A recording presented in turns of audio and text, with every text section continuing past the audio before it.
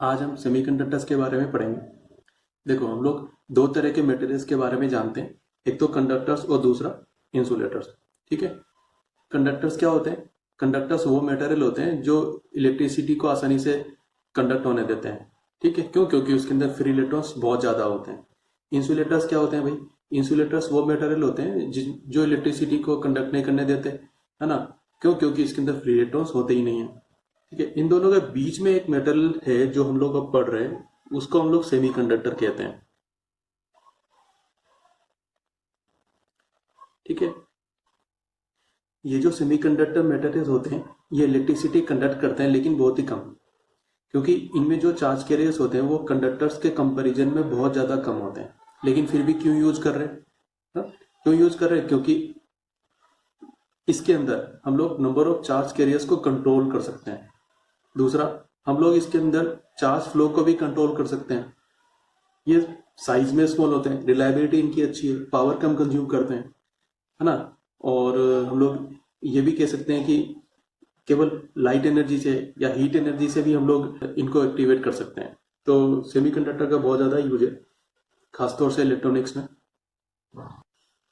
अच्छा, कौन कौन से सेमीकंडक्टर हम लोग काम में लेते हैं? सेमीकंडक्टर के तौर पे हम लोग सिलिकॉन और जर्मेनियम को बेसिकली काम में लेते हैं। और भी ऐसे मटेरियल्स होते हैं जो सेमीकंडक्टर की तरह वर्क करते हैं, लेकिन हम लोग सिलिकॉन और जर्मेनियम को पढ़ रहे होंगे। ये नेचुरली अवेलेबल सेमीकंडक्टर मटेरियल्स है। इनकी कंडक्टिविटी वास्तव में बहुत ज़्यादा कम होती है, लेकिन हम लोग इसके अंदर कुछ मिला देते हैं और उनको मिलाने से इनकी कंडक्टिविटी इंप्रूव आती है, तो इनकी यूजफुलनेस बढ़ जाती है। हम लोग पढ़ेंगे आगे। ऐसा नहीं है कि सेमीकंडक्टर मटेरियल्स को हम लोग आज ही काम में लेने लगे हैं, ये बहुत पहले भी काम में आता था, है ना? जैसे फॉर एग्जाम्पल गेलेना। गेलेना को हम लोग पीवीएस से लिखते हैं। ये लेड सल्फाइड होता है। इसका यूज बहुत टाइम पहले रेडियो वेव्स को डिटेक्ट करने के लिए किया जाता था। ये एग्जाम में पूछ रखा है हम लोगों को पहले। अच्छा, अब देखो, ये जो कंडक्टर्स थे, इंसुलेटर्स थे, इनका एक्सप्लेनेशन हमको नंबर ऑफ इलेक्ट्रॉन्स के बेसिस पर आता है। अब हम लोग एक नया कॉन्सेप्ट पढ़ेंगे और इन तीनों को इसमें समझेंगे, है ना? वो नया कॉन्सेप्ट है एनर्जी बैंड। एनर्जी बैंड से नाम से पता चल रहा है, एनर्जी मतलब कुछ एनर्जी से रिलेटेड है, बैंड मतलब कुछ रेंज वगैरह होगा। इसको हम लोग दो तरीके से समझते हैं। देखो, जो एटम्स है ना, एटम्स में क्या होता है? एटम्स में न्यूक्लियस होता है और उस न्यूक्लियस के बाहर चारों ओर एनर्जी सेल्स होते हैं और उन एनर्जी सेल्स में डिफरेंट इलेक्ट्रॉन्स रिवॉल्व कर रहे होते हैं। जैसे जैसे हम लोग न्यूक्लियस से दूर जाते हैं, वैसे वैसे ये जो एनर्जी सेल्स हैं उनकी एनर्जी बढ़ती है ना? जैसे ये जो फर्स्ट एनर्जी सेल है, इसको मैं बोल देता हूँ कि ये फर्स्ट एनर्जी सेल है, ये सेकंड है, ये थर्ड है, सो जितने भी होंगे होते रहेंगे। तो जब हम लोग फर्स्ट से थर्ड की तरफ जाएंगे तो थर्ड की जो एनर्जी है वो फर्स्ट और सेकंड के कंपैरिजन में ज़्यादा होगी। ठीक है, इनको हम लोग इस तरीके से बना लेते हैं। ये अपन ने बनाया फर्स्ट एनर्जी लेवल मान लो, फिर ये सेकेंड एनर्जी लेवल, फिर ये थर्ड एनर्जी लेवल, इस तरीके से। इसमें जब हम लोग नीचे से ऊपर जा रहे हैं तो एनर्जी बढ़ रही है। अब इसके अंदर हो क्या रहा होता है? देखो, हम लोग ये तो बोलते हैं कि एनर्जी वहां पर है, फर्स्ट एनर्जी लेवल में कि सेकेंड एनर्जी लेवल में, लेकिन इसका मतलब ये है कि जो इलेक्ट्रॉन यहाँ पर है, जैसे फर्स्ट वाले में ये दो इलेक्ट्रॉन्स है, तो इनके यहाँ पर मिलने की जो प्रोबेबिलिटी है वो ज्यादा है। ये इसका मतलब है। क्यों? क्योंकि ये जो एनर्जी लेवल है इसकी कुछ एनर्जी है और इन इलेक्ट्रॉनों की जो एनर्जी है वो उस एनर्जी लेवल की एनर्जी के इक्वल है, इसलिए ये इलेक्ट्रॉन यहाँ पर स्टे कर रहे हैं। ठीक है, जब हम लोग सेकेंड पे चले आते हैं तो ये जो सेकेंड एनर्जी लेवल है उसकी एनर्जी फर्स्ट एनर्जी से अलग है, तो इसमें जो इलेक्ट्रॉन्स स्टे कर रहे हैं उनकी एनर्जी सेकेंड एनर्जी लेवल के इक्वल है, इसलिए वो लोग वहां पर स्टे कर रहे हैं। ठीक है, मतलब इनके इन सब ये जो अपने पास में 8 इलेक्ट्रॉन है, इनके यहाँ पर मिलने की प्रोबेबिलिटी ज्यादा है। ठीक है, इसी तरीके से और आगे जाएंगे तो यहाँ पर जो दो इलेक्ट्रॉन अपन ने बनाए हैं, इनकी एनर्जी इस थर्ड लेवल की एनर्जी के बराबर होगी, इसलिए इन दोनों इलेक्ट्रॉनों के यहाँ पर मिलने की प्रोबेबिलिटी ज्यादा है। ये इसका मतलब होता है। इन दोनों एनर्जी लेवल के बीच में कोई भी इलेक्ट्रॉन में नहीं मिलेगा या उनके मिलने के चांस कम है, मिनिमल है। ठीक, ये हम लोगों को पता है। ये जो इलेक्ट्रॉन्स हैं ये आपस में रिपल्सन फोर्स लगा रहे होते हैं। इलेक्ट्रॉन्स पर न्यूक्लियस अट्रैक्शन फोर्स लगा रहा होता है, ठीक है। अब जब ये एटम्स आपस में मिलकर सॉलिड बना रहे होते हैं तब क्या होता है कि जैसे मान लो ये एक एटम है, ये दूसरा एटम है, ये तीसरा एटम है, ये चौथा एटम है, जब ये मिलकर सॉलिड बनाएंगे तो ये हर एटम आपस में एक दूसरे पर इफेक्ट डालेगा, कुछ ना कुछ इंटरेक्शन करेंगे ये लोग, है ना। मतलब जैसे ये कह सकते हैं कि यहाँ के इलेक्ट्रॉन्स इसको अफेक्ट कर रहे हैं, यहाँ के इलेक्ट्रॉन इसको भी अफेक्ट कर रहे हैं, यहाँ के इलेक्ट्रॉन इसको भी अफेक्ट कर रहे हैं। ये लोग सब लोग आपस में एक दूसरे पर कुछ ना कुछ फोर्सेस वगैरह लगाएंगे और डिस्टर्ब करने की कोशिश करेंगे।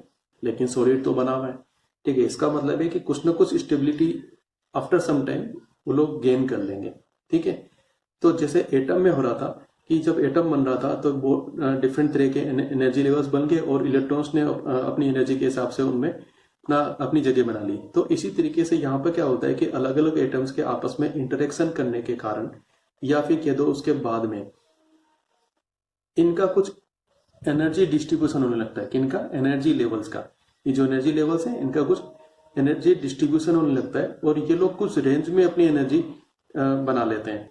वो जो रेंज होती है उसको हम लोग बोलते हैं बैंड, है ना। और जिन इलेक्ट्रॉनों की एनर्जी उस रेंज में आती है वो इलेक्ट्रॉन उसमें स्टे कर जाते हैं या उनके मिलने की प्रोबेबिलिटी उस रेंज में ज्यादा होती है।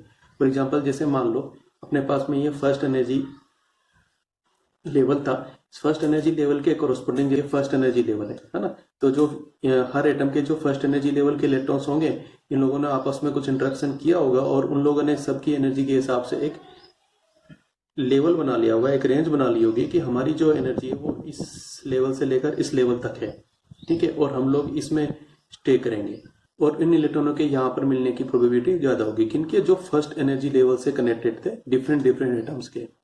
इसी तरीके से सेकंड वाले आपस में इंटरेक्शन करेंगे, तो सेकंड वाले आपस में इंटरेक्शन करेंगे तो वो लोग अपना कुछ रेंज बना लेंगे कि हमारी एनर्जी का रेंज ये है और जो सेकंड एनर्जी लेवल के इलेक्ट्रॉन्स होंगे, ठीक है, वो उनका रेंज, उनकी एनर्जी इस रेंज में आएगी तो वो लोग यहाँ पे स्टे कर लेंगे यहाँ से लेकर यहाँ तक। और इस तरीके से कुछ हमारे पास में डिफरेंट डिफरेंट रेंज बन जाएंगी। तो ये जो रेंज बन रही होती है ना, ये है ना, इनको हम लोग बैंड बोलते हैं। और क्योंकि ये एनर्जी से कनेक्टेड है, एनर्जी के कारण है, एनर्जी डिस्ट्रीब्यूशन के कारण से, ठीक है, इसलिए हम लोग इनको एनर्जी बैंड्स कहते हैं। ये सब एनर्जी बैंड्स हैं। तो हम लोग ये बोल सकते हैं कि ये फर्स्ट एनर्जी बैंड है, ये सेकेंड एनर्जी बैंड है, ये थर्ड एनर्जी बैंड है, ये फोर्थ एनर्जी बैंड है। और नीचे से ऊपर की तरफ जाएंगे तो इनकी एनर्जी बढ़ेगी, इंक्रीज होगी। ये एनर्जी बैंड का कॉन्सेप्ट है। तो एक एग्जाम्पल उठाते हैं सोडियम का। सोडियम का एटॉमिक नंबर कितना होता है? 11 होता है। इलेक्ट्रॉनिक कॉन्फ़िगरेशन बना सकते हैं गैस का 1s2, फिर 2s2, 2p6, ये कितना हो जाएगा 3s1। इस तरीके से होता है, ठीक है। अब इसके अंदर हम लोग ये बोल देते हैं कि ये फर्स्ट एनर्जी लेवल है, ये सेकेंड एनर्जी लेवल है और ये थर्ड एनर्जी लेवल है, ठीक है। तो कहने का मतलब है कि जब सोडियम से हमारे पास में सोडियम का सॉलिड बन रहा होगा तो जो ये फर्स्ट एनर्जी लेवल के इलेक्ट्रॉन्स है उनके फर्स्ट बैंड में मिलने की प्रोबेबिलिटी ज्यादा है। इसी तरीके से मान लो ये सेकंड एनर्जी लेवल के इलेक्ट्रॉन्स है ना, तो इनके सेकंड एनर्जी बैंड में मिलने की प्रोबेबिलिटी ज्यादा है। जो थर्ड वाले उनके थर्ड में मिलने की प्रोबेबिलिटी ज्यादा है, इस तरीके से। अब इसमें जो 3s1 वाला इलेक्ट्रॉन है, ये इलेक्ट्रॉन, इसको हम लोग क्या कहते हैं भाई? इसको हम लोग वैलेंस इलेक्ट्रॉन कहते हैं। और ये जो अपने पास एनर्जी लेवल है इसको हम लोग क्या कहते हैं? वैलेंस है, ठीक है। अब देखो ये तो एक सोडियम एटम है, ऐसे जितने भी सोडियम एटम मिलकर सॉलिड बना रहे होंगे उन सब के जो वैलेंस इलेक्ट्रॉन है ये सब मिलकर एक नया बैंड बना रहे होंगे। देखो सब लोग अपना अपना बैंड बना रहे हैं, तो इनसे जो बैंड बन रहा होता है उसको हम लोग वैलेंस बैंड बोलते हैं। क्या बोलते हैं? Valence band. अब है ना, हम लोगों को पता है कि सोडियम इलेक्ट्रिसिटी का अच्छा कंडक्टर होता है। इसका मतलब ये है कि इसका जो आउटर मोस्ट सेल का इलेक्ट्रॉन, मतलब ये इलेक्ट्रिसिटी कंडक्ट करने के लिए फ्री है, जिसको हम लोग फ्री इलेक्ट्रॉन्स भी बोलते हैं। याद है कुछ? ठीक है। अब ये क्योंकि इलेक्ट्रिसिटी कंडक्ट करने के लिए फ्री है तो इसके लिए कुछ ना कुछ जगह होनी चाहिए, मतलब उसके कंडक्शन के लिए कुछ कहीं ना कहीं रीजन होना चाहिए ना, ठीक है। उस रीजन को हम लोग कंडक्शन रीजन कहते हैं। अब हम लोग यहाँ पर वैलेंस बैंड से ऊपर एक रीजन मान लेते हैं और उस रीजन को हम लोग एक बैंड फॉर्म में अज्यूम कर लेते हैं, तो उसको हम लोग कंडक्शन बैंड बोलते हैं। क्या बोलते हैं इसको हम लोग?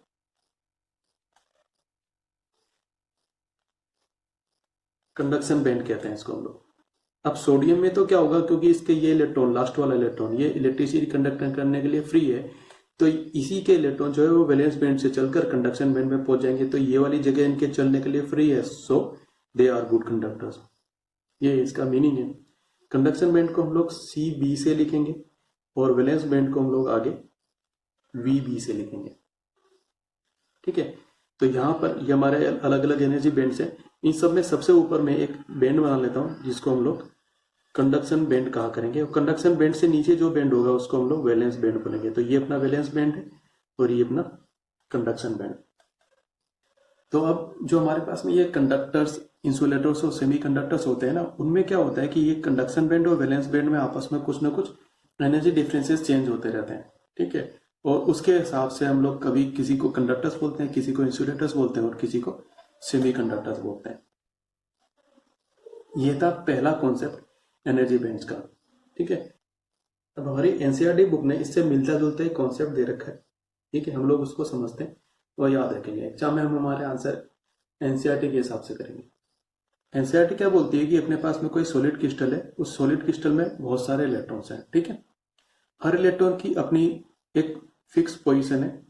ठीक है, इसका मतलब है कि दो इलेक्ट्रॉन्स का जो पैटर्न है वो सेम नहीं हो सकता। ठीक है, हर इलेक्ट्रॉन का जो एनर्जी पैटर्न है वो बिल्कुल डिफरेंट होगा। उन सब का एनर्जी लेवल अलग अलग होगा क्योंकि पैटर्न ही अलग अलग है। तो जब ये इलेक्ट्रॉन्स सॉलिड फॉर्म कर रहे होते हैं, मतलब जब ये क्रिस्टल फॉर्म कर रहे होते हैं, तब ये क्या करते हैं, आपस में इंटरेक्शन करते हैं, है ना। तो आपस में इंटरेक्शन करने के कारण से उनके इन एनर्जी लेवल्स में वेरिएशन आ जाता है ना। तो वो जो वेरिएशन होता है वो कंटिन्यूअस एनर्जी वेरिएशन हुआ करता है। मतलब ये नहीं कह सकेंगे जैसे पहले एटम के अंदर होता था फिक्स्ड एनर्जी लेवल्स हुआ करते थे, है ना। अब क्या हो रहा है, उसकी जगह पर वेरिएशन हो रहा है एनर्जी का। तो ये जो कंटिन्यूअस एनर्जी वेरिएशन है उनको हम लोग एनर्जी बैंड्स बोला करते हैं। और इन एनर्जी बैंड्स में से बहुत सारे एनर्जी बैंड्स है, जैसे हम लोगों ने पहले भी बात की थी, है ना। ये इन एनर्जी बैंड में से जिसके अंदर वैलेंस इलेक्ट्रॉन्स होते हैं उनको हम लोग वैलेंस बैंड कहते हैं। और इन वैलेंस बैंड के ऊपर जो बैंड होता है ना, जिसमें इलेक्ट्रॉन्स हो भी सकते हैं और नहीं भी हो सकते, उसको हम लोग कंडक्शन बैंड कहते हैं। अब देखो, एनर्जी बैंड के कॉन्सेप्ट में हम लोगों ने देखा था कि वहां पे दो तरह के बैंड हुआ करते थे, एक तो वैलेंस बैंड और दूसरा कंडक्शन बैंड। तो मैंने ये कहा था कि ये जो कंडक्शन बैंड है ये कभी खाली भी हो सकता है और कभी नहीं भी हो सकता है। तो एक्चुअल में हो क्या रहा होता है कि यहाँ पर तीन तरह की स्टेट्स होती है। एक स्टेट ये होती है कि जैसे मान लो अपने पास में ये वैलेंस बैंड है, ठीक है, और इसके ऊपर कंडक्शन बैंड है। तो कभी कभी तो क्या होता है कि ये जो कंडक्शन बैंड है ये वैलेंस बैंड के साथ में ओवरलैप हो रहा होता है। ये अपना उसके ऊपर कंडक्शन बैंड है, कभी कभी तो ये हो रहा होता है। कभी कभी क्या होता है कि ये अपना जो वैलेंस बैंड है और इसके ऊपर जो कंडक्शन बैंड है, इनके बीच में कुछ एनर्जी गैप आ जाया करता है। ये जो एनर्जी गैप होता है इसको हम लोग ई से लिखते हैं। अपना वैलेंस बैंड था, ये कंडक्शन बैंड है। तो कुछ मटेरियल्स में ये एनर्जी गैप कम होता है और कुछ में ज्यादा होता है। ठीक है, जिसमें कम होता है उसको तो हम लोग सेमीकंडक्टर कहते हैं, और जिसमें ज्यादा होता है ना, उसको क्या कहेंगे बताओ जरा। अपना वैलेंस बैंड है और इसको थोड़ा दूर बना देते हैं, इसमें ये अब एनर्जी गैप बढ़ गया, क्या कहेंगे बताओ इसको। इसको हम लोग इंसुलेटर कहेंगे। ठीक है, तो देखो हो क्या रहा होता है, ये जो स्टेट है वो कंडक्टर के लिए होती है। तो कंडक्टर्स में हम लोग बोलते हैं कि हमारे पास में बहुत सारे फ्री इलेक्ट्रॉन्स हैं। ठीक, तो इलेक्ट्रॉन्स तो दरअसल वैलेंस बैंड से ही तो आ रहे होते हैं ना, है ना। तो इसमें तो क्या हो रहा होता है कि ये दोनों ओवरलैप कर रहे होते हैं, इसलिए वैलेंस बैंड के इलेक्ट्रॉन्स आसानी से कंडक्शन बैंड में अवेलेबल हो आते हैं हमारे एनर्जी बैंड कॉन्सेप्ट के हिसाब से। इसलिए ये लोग अच्छी तरीके से इलेक्ट्रिसिटी कंडक्ट करते हैं। इंसुलेटर्स के अंदर ये एनर्जी गैप बहुत ज्यादा होता है, ठीक है, ये एनर्जी के बहुत ज्यादा होने के कारण से वैलेंस बैंड के जो इलेक्ट्रॉन्स है वो कंडक्शन बैंड में नहीं आ पाते हैं, तो ये लोग इलेक्ट्रिसिटी कंडक्ट नहीं कर पाते। अब सेमीकंडक्टर बीच में आ गया भाई। तो सेमीकंडक्टर में क्या हो रहा होता है कि जो एनर्जी गैप होता है वो इतना कम होता है कि वैलेंस बैंड से कुछ इलेक्ट्रॉन कंडक्शन बैंड में आ जाते हैं। कितने? कुछ। ठीक है, इनकी जैसे बहुत ज्यादा नहीं। तो ये थोड़ा बहुत इलेक्ट्रिसिटी कंडक्ट कर पाते हैं। ये एनर्जी बैंड का कॉन्सेप्ट है, हम लोग इसको आगे भी लिखेंगे। अच्छा, ये जो इलेक्ट्रॉन्स के मूवमेंट की हम लोग बात कर रहे हैं, ये हम लोग रूम टेम्परेचर की बात कर रहे हैं। किसकी बात कर रहे हैं भाई? रूम टेम्परेचर की। 0 केल्विन एक टेम्परेचर है जो हम लोग बहुत अच्छी तरीके से जानते हैं। सब कुछ रुक जाता है, सब मूवमेंट रुक जाते हैं 0 केल्विन पे। तो उस समय पर क्या हो रहा होता है, हम लोग इसको लिख लेते हैं कि 0 केल्विन टेम्परेचर क्या होता है? सब कुछ, मतलब सेमीकंडक्टर्स वगैरह सब कुछ ये इंसुलेटर की तरह पर काम करते हैं। और रूम टेम्परेचर बोल दो या बोल दो टेम्परेचर मोर देन 0 केल्विन बोल दो। ठीक है, तो उस कंडीशन में वैलेंस बैंड के इलेक्ट्रॉन कंडक्शन बैंड में जा सकते हैं, है ना। तो हमारे पास में डिफरेंट टाइप के मटेरियल्स आ सकते हैं। ठीक है, ये हमारे बहुत काम का है। 0 केल्विन पर सेमीकंडक्टर्स इंसुलेटर के तौर पर काम करते हैं। सर एक नया टर्म है जिसको हम लोग फर्मी एनर्जी लेवल कहते हैं। ये क्या होता है?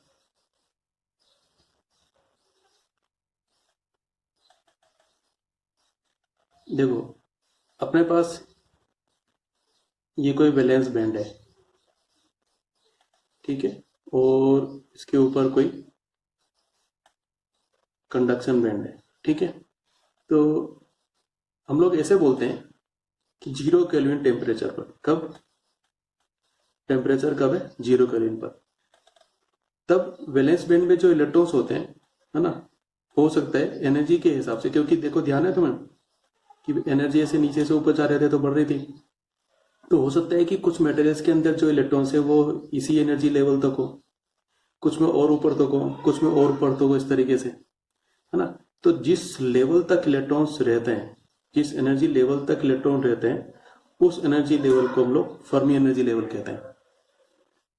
आई बात समझ में, है ना। मैं फिर से कहता हूँ कि अपने पास में कोई भी मटेरियल है, ठीक है, कोई भी सेमीकंडक्टर मटेरियल है, उसमें ये वैलेंस बैंड है और इसके ऊपर कंडक्शन बैंड है। ठीक है, तो एनर्जी डिस्ट्रीब्यूशन के हिसाब से यहाँ पर वैलेंस बैंड में कुछ इलेक्ट्रॉन्स होंगे। ठीक है, अब एनर्जी डिस्ट्रीब्यूशन है तो यहाँ पे जो इस लेवल पे जो इलेक्ट्रॉन्स है उनकी एनर्जी कम है, और इस लेवल पे जो होंगे उनकी एनर्जी ज्यादा होगी। तो जो इलेक्ट्रॉन्स होंगे, जरूरी नहीं है कि वो पूरे इस एनर्जी डिस्ट्रीब्यूशन को कवर कर रहे हो, है ना। इलेक्ट्रॉन्स हो सकता है कि इसी एनर्जी लेवल तक हो, इलेक्ट्रॉन्स हो सकता है कि उससे थोड़े ऊंचे एनर्जी लेवल तक हो। तो जिस टॉप मोस्ट एनर्जी लेवल तक इलेक्ट्रॉन्स रहते हैं, उस टॉप मोस्ट एनर्जी लेवल को हम लोग बोलते हैं फर्मी एनर्जी लेवल। ठीक है, ये कौन से टेम्परेचर के लिए डिफाइंड है? 0 केल्विन टेम्परेचर के लिए डिफाइंड है, ध्यान रखेंगे। तो 0 केल्विन टेम्परेचर पर जो इलेक्ट्रॉन्स होते हैं वो up to Fermi energy level तक ही रहते हैं, ये हमारे काम की चीज है। और जब टेम्परेचर 0 केल्विन से ज्यादा हो जाता है तो हो सकता है कि इलेक्ट्रॉन फर्मी एनर्जी लेवल से ऊपर आके यहाँ पर भी आ जाए, है ना। तो जो इलेक्ट्रॉन्स होंगे वो थर्मल एजिटेशन के कारण, किसके कारण से? Thermal agitation. थर्मल एजिटेशन का मतलब है क्योंकि टेम्परेचर ज्यादा हो गया तो एनर्जी मिल गया, हीट एनर्जी मिल गया, उसको हम लोग बोलते हैं थर्मल एजिटेशन। थर्मल एजिटेशन के कारण से इलेक्ट्रॉन जो है वो फर्मी एनर्जी लेवल से ऊपर भी जा सकते हैं। आई बस समझ में? ये दोनों कॉन्सेप्ट हमारे काम के हैं। अब हम मटेरियल्स पर वापस आ जाते हैं। इसमें कुछ काम की चीजें जो हमारे एग्जाम्स वगैरह में पूछी जाती हैं, तो हम लोग इसको थोड़ा सा फिर से पढ़ रहे हैं। मटेरियल्स कौन कौन से होते हैं भाई? मेटल्स होते हैं, मेटल्स को ही हम लोग कंडक्टर्स कहते हैं। ठीक है, कुछ मटेरियल्स जो है वो इंसुलेटर के तौर पर काम करते हैं, इनसे तो हमको कोई मतलब ही नहीं है। जो अभी हम लोग पढ़ रहे हैं वो क्या थे भाई? Semi conductors. ठीक है, अब ये जो सेमी कंडक्टर्स है हम लोग इनको दो तरीके से समझेंगे। एक कंडक्टिविटी के बेसिस पर,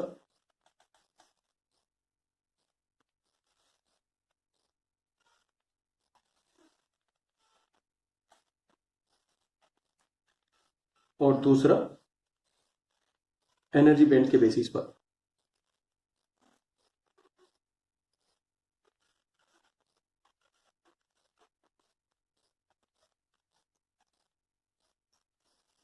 कंडक्टिविटी को किससे शो करते थे बताओ जरा? सिग्मा से। यहाँ पे कुछ वैल्यूज है जो हम लोगों को याद रखनी पड़ेगी, खासतौर से नीट वालों को। मैं यहाँ पर सभी के लिए वैल्यू लिख रहा हूँ। मेटल्स की कंडक्टिविटी ज्यादा होती है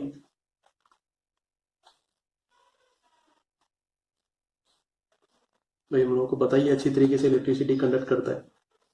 इसकी वैल्यू होती है 10⁻² से 10⁸ साइमन पर मीटर। सेमीकंडक्टर्स की इससे थोड़ी कम हो जाएगी।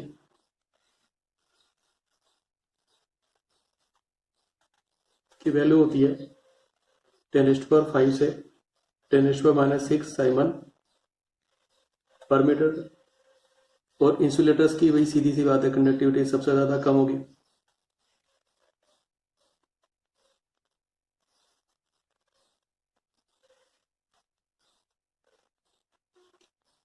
Very low.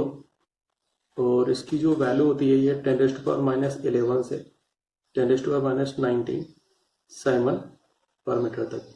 ये वैल्यूज हम लोगों को थोड़ी याद रखनी होगी, याद हो पाए तो अच्छी बात है। एनर्जी बैंड्स के बेसिस और मान लो हम लोग मेटल को भी बना लेते हैं यहाँ पर एक बार, और इंसुलेटर को भी बना लेते हैं। देखो मेटल्स के अंदर क्या होगा, मेटल्स में मैंने पहले भी बताया था कि वैलेंस बैंड और कंडक्शन बैंड आपस में मिल रहे होते हैं, ओवरलैप कर रहे होते हैं ना। लेकिन ऐसा जरूरी नहीं है, कुछ में तो ओवरलैप करते हैं, कुछ में नहीं भी करते। पर हम हमारा जो आंसर देंगे वो ओवरलैपिंग के बेसिस पर ही देंगे, ध्यान रखेंगे। वैसे दो तरह के पिक्चर्स हमारे बुक में इसके लिए बना रखे हैं, और वो ऐसे हैं कि हमारा कोई वैलेंस बैंड है, ठीक है, इसके ऊपर हमारा कोई कंडक्शन बैंड है, ठीक है, एक तो ये। दूसरा, इसमें दोनों को अलग अलग बना रखा है देखो। और दूसरा जो फिगर है उसको इस तरीके से कुछ ओवरलैप करके बनाया हुआ है। नीचे वाला वैलेंस बैंड है, ऊपर वाला कंडक्शन बैंड है। दोनों मेटल के लिए देखो ध्यान रखना है ना। अब हम लोग क्या बोल रहे हैं कि मेटल में इलेक्ट्रॉन्स कंडक्शन बैंड में अवेलेबल होते हैं, वैलेंस बैंड में तो है ही भाई ना। तो वैलेंस बैंड कंप्लीटली फिल्ड है, और इलेक्ट्रॉन्स कंडक्शन बैंड में भी है। तो हम लोग यहाँ पर शो कर देते हैं कि काफी सारे इलेक्ट्रॉन्स कंडक्शन बैंड में भी है, इस तरीके से, ठीक है। इसमें तो सीधा सीधा दिख रहा है कि ओवरलैप हो रहा है। तो ओवरलैप हो रहा है तो ऑटोमेटिकली जो वैलेंस बैंड के इलेक्ट्रॉन हैं वो कंडक्शन बैंड में पार्टिसिपेट कर रहे हैं, सीधी सी बात है। तो हम लोग को ये दोनों फिगर ध्यान रखने। ये भी मेटल्स के लिए करेक्ट है, ये भी मेटल्स के लिए करेक्ट है। इंसुलेटर्स में क्या होता है भाई, पहले भी बताया था, इंसुलेटर में जो गैप होगा, मतलब कंडक्शन बैंड और वैलेंस बैंड के बीच में जो गैप होगा वो काफी ज्यादा होगा। अब ये वैल्यू हम लोगों को याद रखनी है। ये हम लोगों ने वैलेंस बैंड बना लिया।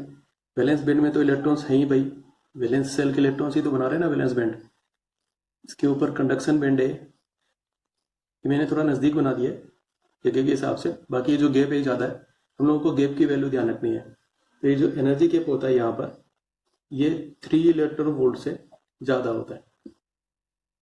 सेमीकंडक्टर्स में कम हो जाएगा भाई, है ना, एनर्जी गैप तो रहेगा।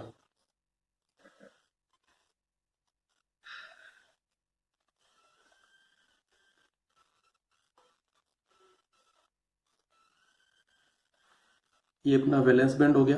वैलेंस बैंड तो कंप्लीटली फिल्ड है। ये अपना कंडक्शन बैंड हो गया, ये एनर्जी गैप रहेगा। और ये जो एनर्जी गैप रहेगा ये 3 इलेक्ट्रॉन वोल्ट से कम का होगा, ये हमको ध्यान रखना है। अच्छा, ये जो एनर्जी गैप हम लोग बोल रहे हैं, इसको हम लोग फॉरबिडन एनर्जी गैप कहते हैं।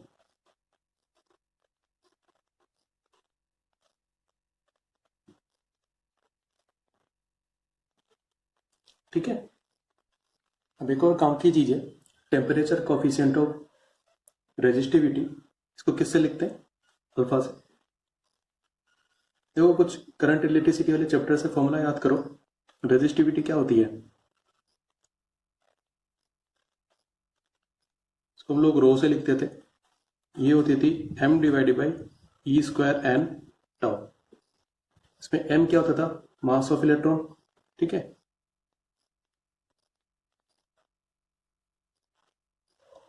E क्या होता था, चार्ज ऑफ इलेक्ट्रॉन, n क्या होता था, density of charge carriers per unit volume, ठीक है। और ये टाउ क्या होता था बताओ, ये था average time between collisions, between two successive collisions. अब रेजिस्टिविटी वाला फंडा मेटल्स और सेमीकंडक्टर्स में कैसे वर्क कर रहा है इसको समझना है।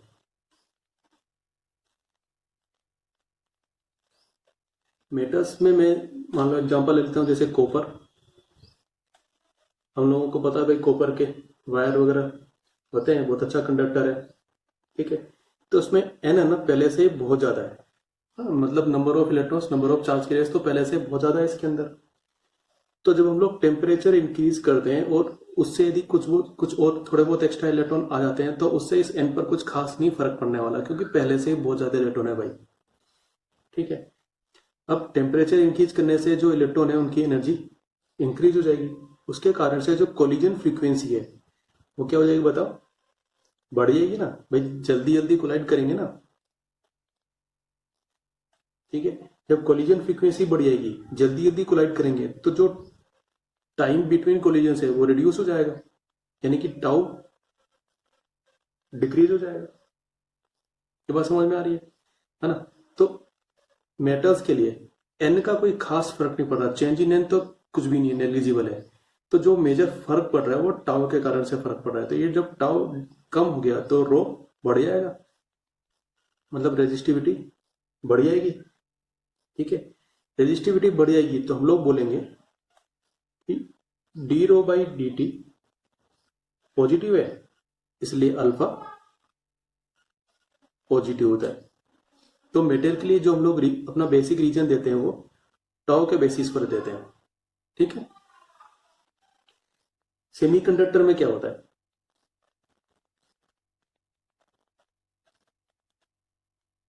सेमीकंडक्टर इसीलिए तो कह रहे थे कि इलेक्ट्रिसिटी तो कंडक्ट करता है लेकिन नंबर ऑफ चार्ज कैरियर्स कम होते हैं भाई इसके अंदर।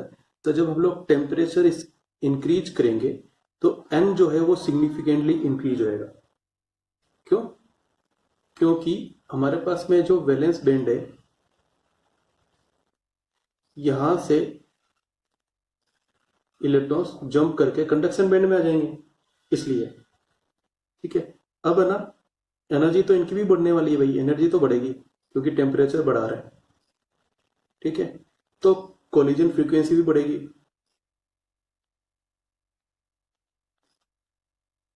ठीक है। कोलिजन फ्रीक्वेंसी बढ़ने से टॉ कम होएगा, ठीक है।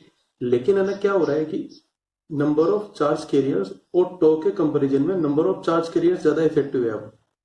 तो हम लोग इसके इफेक्ट को तो नलिफाई कर देते हैं और इसको हम लोग ज्यादा इफेक्टिव मानते हैं टेम्परेचर इंक्रीज करने पर, ठीक है। तो हम लोग क्या बोलेंगे कि एन बढ़ गया तो रो कैसा हो जाएगा, कम हो जाएगा। ये हो गया भाई, है ना।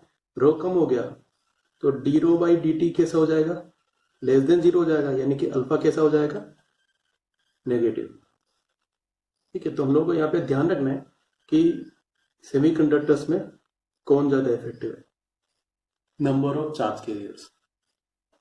अब हम लोग कुछ एग्जांपल्स लिख रहे हैं जो सेमीकंडक्टर्स के हैं और उनको याद रखना है, बिल्कुल साफ साफ याद रखना है, नीट के लिए तो काफी काम के हैं। तो ये कुछ मटेरियल्स हैं। एलिमेंटल सेमीकंडक्टर्स क्या होते हैं जो हम लोगों को बेसिकली मिल रहे होते हैं नेचुरली, सिलिकॉन और जर्मेनियम। कंपाउंड सेमीकंडक्टर्स के 3 टाइप्स हमारी बुक में हम लोगों को दे रखे हैं। हम लोगों को ये सारे एग्जांपल्स अच्छे से रटना है, एग्जाम में पूछ रखा है।